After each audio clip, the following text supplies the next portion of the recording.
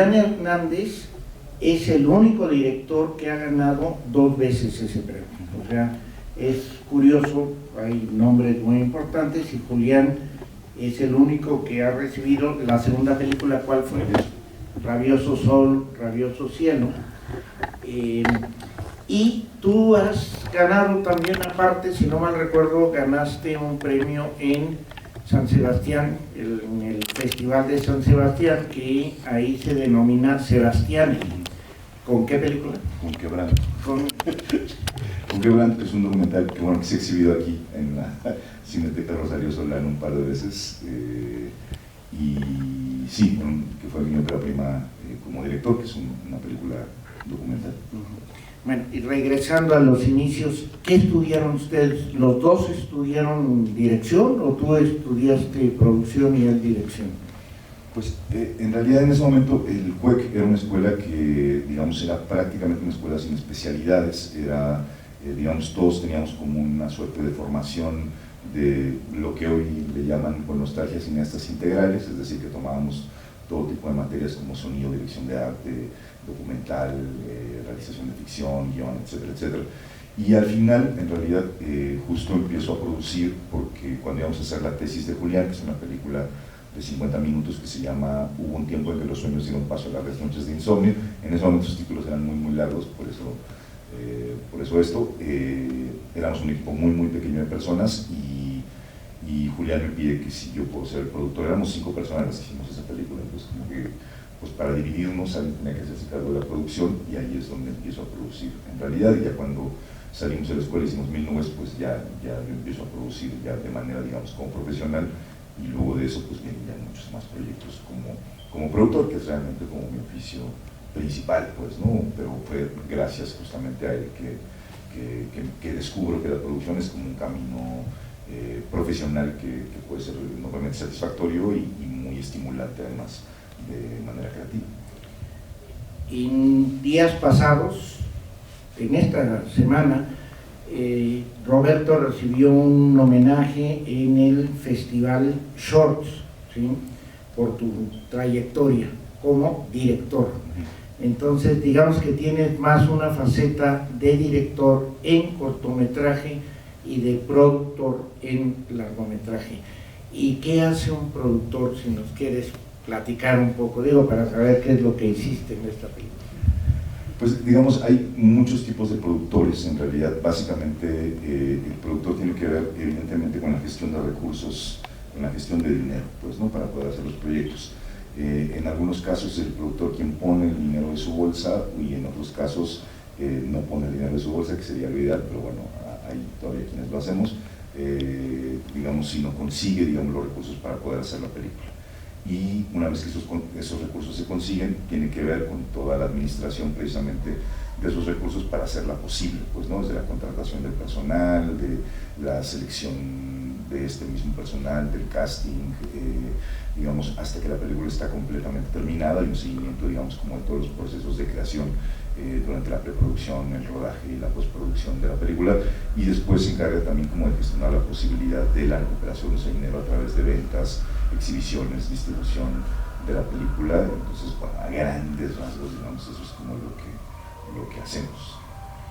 Y digamos, en algunos casos de lo que han hecho conjuntamente, ustedes han financiado las películas, ustedes han puesto su dinero y lo han arriesgado totalmente, o sea, y han perdido o han ganado, o sea, normalmente perdido. Normalmente se pierden. O sea, son una especie de apostadores, digamos. Digo, es que pues uno ve las películas y dice, mira qué bonito, se hizo esto, me gustó, no me gustó, pero pues detrás de una película existe un riesgo enorme, como dices tú, porque pues el dinero sale del bolsillo, e igual a la película no le va bien en los cines o en las ventas internacionales y se quedan con la pérdida, ustedes la absorben, ¿no? Pero hay otras películas que funcionan con apoyos estatales. ¿Nos platicas cómo funciona eso?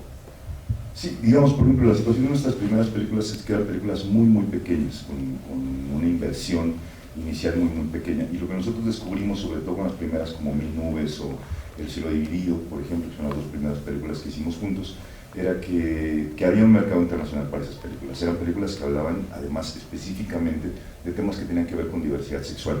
Entonces, pronto nos dimos cuenta de que había un mercado internacional muy importante para eso y que por eso las películas tenían como una recepción muy buena y ventas que otras películas mexicanas no tenían, pues, ¿no? Un mercado en Europa muy amplio, en Estados Unidos y Canadá, incluso en Asia, ¿no? En Japón específicamente. Entonces, digamos que eso hacía que esta pequeña inversión que habíamos hecho fuera una inversión que se recuperara en algún momento. Y sí, como bien decía Alfonso, muchas de las películas en México, por lo menos, se financian con recursos públicos, con algunos estímulos, como el EFICINE, por ejemplo, que es este estímulo que tiene que ver con que las empresas, en vez de pagar sus impuestos a Hacienda, puedan financiar, digamos, un proyecto como una película. Entonces, digamos, ese estímulo ha posibilitado que la mayor parte del cine mexicano que vemos tenga precisamente recursos que vienen de ahí, ¿no? Y por otro lado, había antiguamente como una serie de fideicomisos que digamos también servían para producir películas de perfil más comercial o de perfil, digamos, más autoral o más artístico, y eso era otra manera, digamos, de financiar. Esos fideicomisos pues desaparecieron en este sexenio, lamentablemente, y entonces se redujeron a muy pequeños apoyos que en este momento da el Estado para hacer películas. Entonces, digamos, sí ha sido, o sea, sí hemos visto en estos últimos años una reducción pues muy terrible de esos apoyos públicos que durante muchos años pues sirvieron para sostener una industria. ¿Qué ha habido a cambio de eso, del lado de la iniciativa privada? Pues bueno, todos lo hemos vivido seguramente y mucho más como en estos tiempos de pandemia, ¿no? Una franca presencia de las plataformas Netflix, Amazon, HBO, bla, bla, produciendo contenidos, lo que hoy se llaman contenidos, antes no se llamaban contenidos, antes se llamaban películas o series, ¿no? Produciendo muchos contenidos y bueno, haciendo que esta industria pueda mantenerse gracias a apoyos privados, ¿no? Con un perfil también muy específico, pues, ¿no? O sea, que no es un perfil necesariamente autoral, sino pues son perfiles pues voluntariamente mucho más comerciales para captar suscriptores a esas plataformas, ¿no? Cabe mencionar que todo el cine independiente, o la gran mayoría del cine independiente, si no tuviera estos apoyos de parte del Estado, brevemente, una empresa, su ISR, en lugar de pagárselo a Hacienda, lo mete en una película.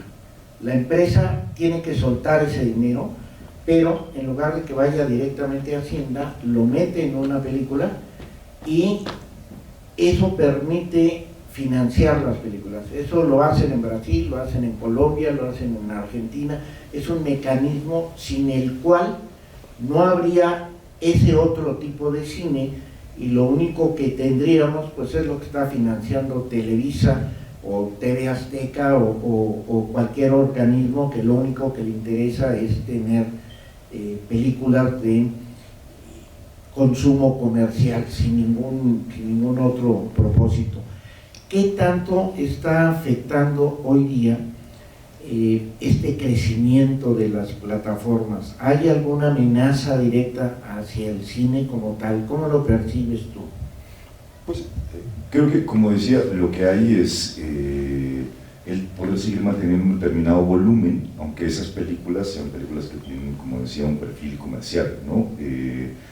Sin duda se está produciendo mucho en México en este momento.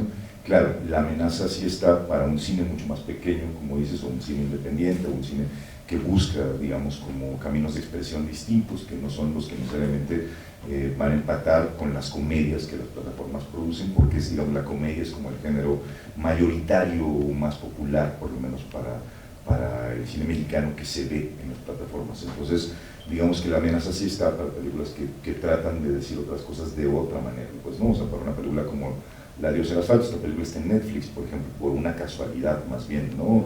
Pero no digamos porque sea el perfil del tipo de películas que Netflix quisiera o que son las que más se ven o que son las que la plataforma más publicita en realidad, ¿no? Entonces digamos que sí, la amenaza está mucho más acá, ¿no? Y la amenaza de la pandemia pues ha sido peor, digamos, son las películas que se han visto mucho más afectadas, pues, ¿no? En realidad, y que al recuperarse de eso, pues me parece que cada vez vamos a ver menos películas que traten de otra manera la realidad, ¿no? O que traten otro tipo de temas o otro tipo de géneros, digo, y lo que vamos a ver pues son más comedias, eso seguro.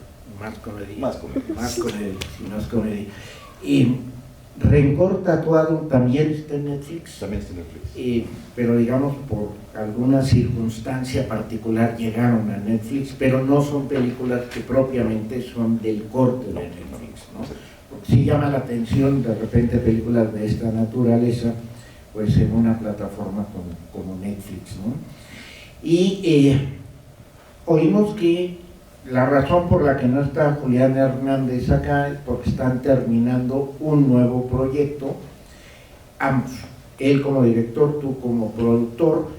¿Nos platicas un poquito de qué trata esto? Bueno, Los Demonios del Amanecer era pues una especie de regreso como a las primeras películas que hicimos, ¿no? Una película muy citadina, digamos una historia de amor, además en personajes que vienen como de clases sociales, digamos, como más desprotegidas, un poco cercana a la experiencia de Adiós el asfalto, y era pues volvernos a plantear hacer una película pues sí de manera completamente independiente, y es una película pues que como mencionaba hace rato Alfonso, pues bueno, el dinero proviene de nuestra propia inversión, de nuestros ahorros tal cual, ¿no?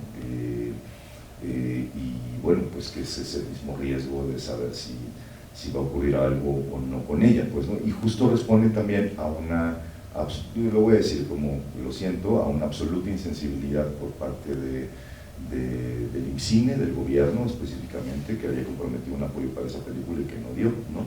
Entonces, digamos que pues así las cosas, ¿no? Así la falta de sensibilidad respecto al cine en este país, y pues queríamos hacerla, la hicimos, la levantamos como pudimos, y hoy termina el rodaje después de 6 semanas, así que pues considero eso como una experiencia muy satisfactoria y muy vital en realidad, o sea, como haber vuelto de alguna manera como al origen, a decir, podemos seguir haciendo películas porque lo que nos interesa es seguir contando historias, seguir compartiendo estas historias y seguir haciéndolas, o sea, por eso cuando la película es una pérdida, ¿no? Aunque el dinero sea de uno, en realidad lo que uno está privilegiando es la posibilidad de decir, pude hacerlo y conseguí hacer una película diciendo, como quería decir, un mensaje, un tema, una historia, pues, ¿no? Así que, pues eso seguiré reivindicándolo siempre por encima de comprar un coche o un departamento o algo por el estilo. Prefiero hacer una película a eso, ¿no? Muy bien. Pues nos gustaría que participaran ustedes. Les comento que afortunadamente en las otras ciudades en las que hemos estado pues se ha podido generar un cierto diálogo, una cierta curiosidad que hay de parte del público, entonces pues nos encantaría que por favor. Me gustaría saber cómo trabajaron el guión, porque ponen que es un hecho real. Me imagino que fue una nota roja ahí en los tiraderos de Santa Fe. Pues no fueron trabajando el guión, las guionistas, no fueron mujeres, y luego la relación con la dirección, en esta nota roja, que no supongo de qué año es, y bueno, toda la construcción del guión, porque quiero pensar que pues llegó un momento en que tenían que dar un cierre a la peli, y pues fue así como pues la venganza, ¿no? De dos chicas que se amaban, una de una forma y otra de otra, ¿no? Y pues bueno, es una especie de, como dice el letrero, aquí nadie sale vivo. Entonces me gustaría saber todo ese proceso y cómo llegaron a ese final. Pues en realidad no hay no es una historia tal cual de nota roja. Susana Quiroz, que es una de las guionistas, digamos, vivió esta historia en realidad, ¿no? Ella, digamos, es uno de los personajes de esta historia, y ella perteneció como a estas bandas, pues, ¿no? ¿Qué personaje hace ella? Mejor no, bueno, no, sí. Bueno. Es Ramírez, pues, ¿no? Bueno. Digo, es como autobiográfico. Exactamente, o sea, en realidad por eso son hechos aquí reales. Para dialogar. Claro, sí, porque todos esos personajes existieron, se llamaban así, o sea, tenían sus nombres, y eran sus amigas y cosas por el estilo. Entonces ella junto con Inés, que es alguien, digamos, que tiene una formación cinematográfica un poquito más grande, pues, ¿no? trabajan igual juntas desde, pues somos más o menos contemporáneos. Susana es un poquito más grande, pero digamos desde los 90 ya se empezaron a hacer cortometrajes y a escribir historias y a escribir sus historias. Entonces, este guión ellas empezaron a escribirlo partiendo como de la experiencia de Susana, ¿no? O sea, de la vida de Susana y lo que ella vivió como en ese momento, justamente como en las Barrancas de Santa Fe. Y fue un guión que estuvo como dando vueltas por ahí como mucho tiempo y como que no encontraban la posibilidad de filmarlo, pues no, hasta que Julián, que las asesoró como en algún momento del proceso, ellas le dijeron que por qué no lo filmaba él, y bueno, a partir de ahí empezamos como a echar a andar un poco como todo el proyecto, ¿no? Pero sí, o sea, en realidad no es que fuera una cosa que hubiera salido en un periódico, sino más bien era la historia de ella que estaba contándose como en pantalla, y por eso, digamos, el carácter de la historia es un carácter como fragmentario, pues, ¿no? O sea, son como escenas de la vida de estos personajes, pues, ¿no? Escenas de la vida de estas chicas, digamos, donde por supuesto que hay un momento climático, que es el momento de la venganza, de la castración, pues, ¿no? O sea, pero digamos, es una historia que tiene, digamos, como una anécdota más diluida, ¿no? O sea, donde lo que vemos son momentos de cómo vivían ellas sus relaciones entre ellas, con el entorno cercano, con lo poco que vemos de la familia de una de ellas, etc. Entonces sí, pero es más bien la experiencia de Susana a través del personaje de Ramiro. No, los 10 años de regreso y luego, es decir, como está al principio y al final, de repente me saltaba, como que se veían muy iguales. ¿Así fue la intención, no? Sí, o sea, como que en algún momento se planteó la posibilidad de que fueran como 2 actrices por personaje, o sea, pero sentimos que eso nunca se siente como demasiado verosímil, pues, ¿no? O sea, nunca, es dificilísimo encontrar como a otra actriz que haga el personaje de 10 años atrás y luego no sé qué, y eso como que siento que nunca funciona demasiado, y en realidad, digo, partimos de la idea de una convención, pues, ¿no? O sea, como decir, bueno, pasaron 10 años, ponemos una letrero donde dice pasaron 10 años. Que pudiera haber sido 10 días, ¿no? El mes, exacto, que dice ahí. Exacto, pudieron pasar 5, o sea, en realidad eso no es tan estricto, pues, ¿no? Bueno, me queda más con la inquietud de que, pues, nadie sale vivo. Y es como un melodrama negro brutal, ¿no? Perdón. Hasta allá, perdón.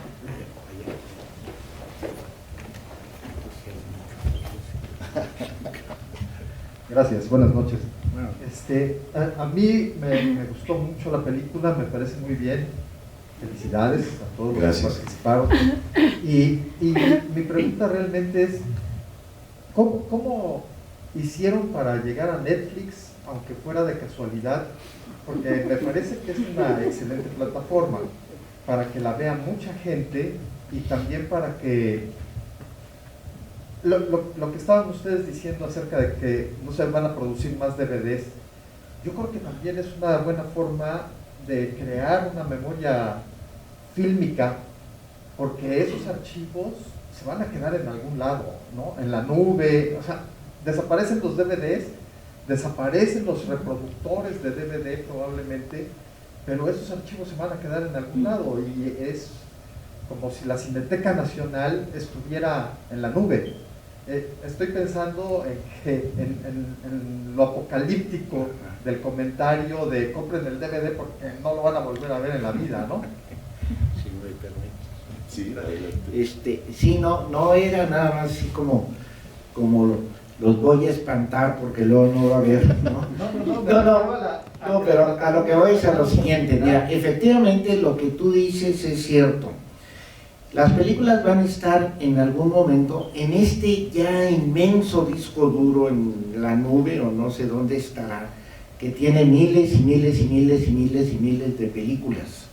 El problema es como cuando uno tiene una biblioteca enorme que dices, ahí está, pero nunca lo voy a volver a consultar, ¿sí? Netflix puede tener, y hagan ustedes el ejercicio, de repente digan, oye, yo quiero volver a ver una película que se llama X, la que ustedes quieran. Yo a veces dije, quiero volver a ver Los Hermanos Caradura, que es una comedia gringa muy agradable. La busqué en todas las plataformas y no existe la película ahí. Y tú dices, bueno, pues es una película gringa, comercial, que debería estar en algún lado. Pues no está en ningún lado. ¿Por qué? Es toda proporción guardada como en un almacén, en cualquier almacén que la gente, los proveedores, se pelean por el anaquel. Llega un momento que no es posible tener todos los productos ahí y hay una revolvencia permanente, ¿no? Entonces, efectivamente, lo que el comentario va, se van a comenzar a perder cantidad de películas independientes. Esta está en Netflix, pero hay muchas que no llegaron a ninguna plataforma y no las va a tener ni la Cineteca, ni las va a guardar el INCINE, ni las va a tener nadie. ¿Qué sucede? Estamos perdiendo el único soporte físico que existe y de alguna manera es por eso que hay este renacimiento de los vinilos en la música. ¿Por qué? Porque el objeto físico te permite tener la gran posibilidad de que el día que tú quieras, a la hora que tú quieras, lo puedes volver a ver, a escuchar, ¿sí? Por mucho que digan de, ¿cómo se llama? Esto de la música, se me fue el nombre. ¿El Spotify? El Spotify. De cualquier manera, hay muchísimas cosas que por más que ustedes busquen, no las van a encontrar en Spotify. Y de repente dices, oye, es que mis abuelos tenían un disco así de Glenn Miller que bla, bla, bla, bla, bla, bla. Bueno, lo puedes tocar, ¿no? A eso nos referimos. Además hay una cantidad de nueva producción, con la facilidad ahora del digital. Hay una cantidad enorme de películas que aparecen en algún momento y luego desaparecen, ¿no? Esa es nuestra preocupación en términos generales, vaya. Espero haberte contestado. Sí. No sé si... ¿Alguien más? ¿Quién? ¿Tú quieres hablar? No, no. ¿Alguna otra detalle o nos quieres platicar otro anécdota? Simplemente felicitarlos ¿Tienes en Netflix? y una anécdota que nos cuenten de la película. ¿Qué tan difícil fue trabajar con ese equipo de mujeres? Con ellas muy fácil, la verdad. O sea, no, o sea, como que no hay ningún, vamos, alguna vez alguna de ellas me pidió un camper, ¿no? O sea, pero estábamos como en unos lugares, pues, unos cerros en las afueras de la Ciudad de México, que era imposible siquiera que el camper subiera. Entonces ya como que lo entendieron por ahí, como que, pues, o sea, no eran lugares cómodos en realidad, ¿no? O sea, digamos, para trabajar. O sea, cada llamado era salir a las 6 de la mañana de un punto de la ciudad, todos, y hacer 2 horas para llegar al lugar de rodaje, ¿no? Y 2 horas de regreso. Entonces, digamos, sí fueron condiciones como un poco difíciles, y que también eso hacía que las horas de llamado que teníamos durante el día pues se limitaran. Normalmente los llamados duran 12 horas, ¿no? Aquí en realidad, pues entre lo que llegábamos, filmábamos y anochecía, digamos, porque mucha de la película pues es una película diurna, en buena parte, pues se reducían a llamados de 10 horas, ¿no? O sea, pensando en este regreso que había que hacer. Entonces realmente como que nadie nunca hizo como alguna cosa así que recuerde como desagradable. Filmamos esta película justo en esta temporada donde estaba lloviendo mucho en la Ciudad de México, y sí, por lo menos un llamado se cayó completamente porque hubo una tormenta así feroz, y eran calles que además no tenían pavimento. Entonces, digamos, todo se enlodó y tuvimos que suspender el llamado porque era imposible filmar en medio de esa tormenta. Eso fue quizás como el peor momento del rodaje, fue realmente eso. Pero creo que todas aceptaron porque eran papeles que las retaban, ¿no? O sea, digo, Jimena Romo, que es la protagonista, por ejemplo, ¿no? Digo, y que ahorita está, por ejemplo, en esta serie de María Félix, haciendo a María Félix en la serie de VIX, ¿no? Es la protagonista de la serie, pues estaba retándose haciendo un personaje que era como muy distinto a ella, pues, ¿no? Entonces, digamos, como que era algo que le entusiasmaba mucho. Mabel Cadena, que es la que hace Ramira, ¿no? Y que ahora es una de las actrices de esta nueva película de Marvel, de Black Panther, ¿no? que se estrena pronto. Esto fue su primera película, ¿no? O sea, la vimos en un casting Y yo recuerdo que no fui a ese casting, sino la vi en video y dije, esa chava está increíble, es una super actriz, no sé qué, y el director estuvo de acuerdo y la llamamos para hacer el personaje, porque creo que es una chava que tiene mucha garra, y por eso no me sorprendió nada cuando la nominaron ahora al Ariel, porque sí creo que es una chava increíble actriz, ¿no? Y las demás fueron chavas que también encontramos, como, en general a todas las encontramos por casting, y Paulina Goto, que hace un personaje como muy chiquitito por ahí, ¿no? que es como el interés romántico de Ramira. Ahí sí fue su agencia, tal cual, que nos dijo, creemos en esta película, creo que esta es una película que a nuestra actriz le puede dar un personaje distinto a lo que hacen las telenovelas, y queremos que esté, ¿no? Entonces dijimos, bueno, tenemos este personaje chiquito, y dijo, adelante. Y era, o sea, fue muy lindo hacerla, porque justo en una película, pues sí, de puras mujeres, que estaban en situaciones como muy incómodas, en barrios muy incómodos, y que lo que me llena como mucho orgullo es que nunca hubo un problema por eso, ¿no? O sea, jamás tuvimos un solo problema, todas fueron súper disciplinadas y dispuestas a esta aventura, como decía Alfonso hace un ratito, ¿no? Pero ningún personaje se salva, digamos, sale totalmente destruido, ¿no? Pues sí, o sea, y esto responde mucho, o sea, una de las fuentes de inspiración, o algunas de las fuentes de inspiración como muy importantes para esta película, tenían que ver mucho con ese cine de los 80, o sea, que ya estaba hablando precisamente de eso, pues, ¿no? O sea, películas como La Banda de los Panchitos, como Perro Callejero, de Valentín Trujillo, o sea, todo esto que en España se llama el cine kinky, ¿no? O sea, que son películas donde los personajes nunca tienen salida, ¿no? O sea, donde viven en una suerte de infierno permanente, pues, ¿no? Y donde no hay una posibilidad de salir o de crecer, de poder salir de ese barrio. Que en ese sentido es una conclusión muy pesimista, ¿no? Es melodrama negro, ¿no? Pues sí, puede ser. O sea, Digo sí, yo, sí porque, puede ser. por ejemplo, La Ciudad de Dios, la brasileña de los niños, Exacto. es terrible, es la brutalidad de las favelas, Exacto. es un símil un poco, Exacto. y sin embargo hay un personaje, un fotógrafo, que logra justamente derrotar, por decirlo de alguna manera, al monstruo del horror. Claro. Entonces yo me quedo con esa inquietud de que quizá un personaje, ¿verdad? No sé cuál, la cantante de rock, bueno, pues tiene que ser, son dos venganzas en realidad, o la venganza ante el horror, ¿no? Claro.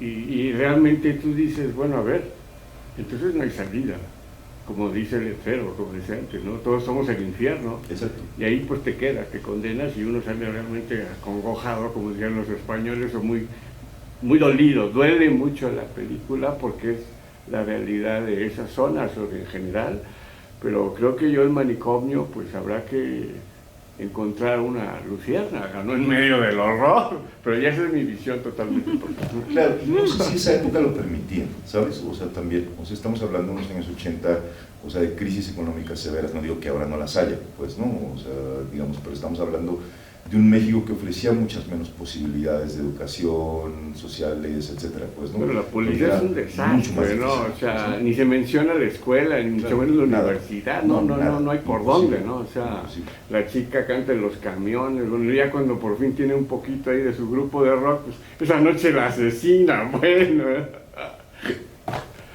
O sea, ya es, No hay salida. o sea, que el público al final se suicida, ¿o qué? Esperemos que no. No, creo que no. No, lo hermoso es que, como se dice por ahí, es quizá un canto a la desesperanza, porque ya está hecha la peli y creo que pues sí duele, ¿no? Y eso tiene de alguna forma se sublima con la escena final, ¿no? De las dos muertas, ¿no? No, bravo, muchas felicidades. Muchas gracias. ¿Habrá posibilidad de ver las otras películas que han hecho? Sí, pues ya mencioné estas dos que están en Netflix y en Filmin Latino, que es una plataforma gratuita que tiene IMCINE, ahí están prácticamente todas las demás. Entonces, Y los DVDs que están y los DVDs que están aquí afuera. Hay 3 DVDs acá afuera, sí. De las primeras 3 películas. Yo tengo una pregunta para ti. En lo particular me llaman mucho la atención los títulos de todas las películas. ¿Nos puedes platicar rápidamente el origen de cada uno? Son Bueno, 6 nada más. 1000 nubes de paz cerca del cielo, amor, jamás acordarás de ser amor, era la última frase de un poema de Pasolini que escribió torno como a un momento de represión muy grave que tuvo en Italia, ¿no? Se llama La persecución ese poema, entonces digamos los últimos 2 versos de ese poema son es el título de la película. El cielo dividido, pues está inspirado como en una película alemana que se llama justamente así, en una novela de Christa Wolf, que se llama El cielo dividido. Rabioso sol, rabioso cielo, pues en realidad no hay como un origen así ni literario ni nada por el estilo, solo es una película, quizás es como nuestra película consentida porque es una película, ahí lo voy a decir y a lo mejor eso no les encanta tanto, es una película que dura 3 horas, pues no es una película que está partida en 2, ¿no? Digamos, y que habla de un universo como realista de la Ciudad de México y después de un universo mítico de manera como muy marcada, digamos, como en las dos partes. Entonces, digamos, hay un rabioso sol y hay un rabioso cielo, pues, ¿no? O sea, que son justo como estas dos mitades que componen la película. Después, Yo soy la felicidad de este mundo, digo que era una frase que la verdad es que sí no me acuerdo de dónde es. ¿De dónde la sacaron? No me acuerdo de salió esa frase. Récord tatuado, así se llamaba el guión, ese es un guión también escrito por una mujer que se llama Lua Cuja del Toro y ella bautizó así la película, que es la historia de una vengadora de mujeres, si alguien la pudo ver, es una mujer que venga a mujeres que han sufrido algún tipo de abuso.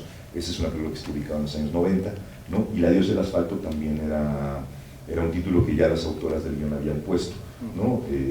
Digamos, y que remitía justo como, pues digamos, como al ambiente de la película, pero también como al personaje, digamos, que es como su nombre de batalla cuando se vuelve como una rockera. Pero digamos que ahí sí, los títulos que comenzaron siendo como muy largos, ¿no? Ahora era una película que se llama Los demonios del amanecer, ¿no? Que es un título también original de Julián, pues digamos que Julián siempre es como que siento que él no empieza a escribir o a trabajar si no hay un título, ¿no? O sea, eso es una cosa como muy curiosa. Primero nace el título y después nace la historia para ese título, eso sí. Curioso. No sé si hubiera alguna otra pregunta, algún comentario. ¿No? No, pues muchas felicidades. No, Muchas muchas gracias a ustedes, de verdad. Y la única petición es que le den oportunidad al cine mexicano, a las películas diferentes, a atreverse a ver otro tipo de cosas.